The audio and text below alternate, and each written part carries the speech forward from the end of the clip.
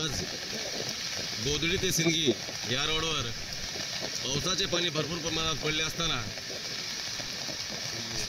विद्यानिकेतन public school English school बोदडीची school bus पाण्यामध्ये अडकलेली आहे। स्कूल बस दिसत आहे पण ड्रायव्हरचा पत्ता नाही।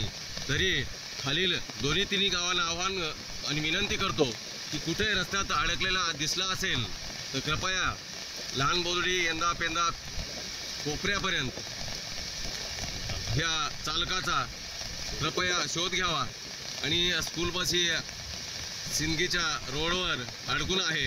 तरी पावसाचं पाणी भरपूर असल्यामुळं इथे काही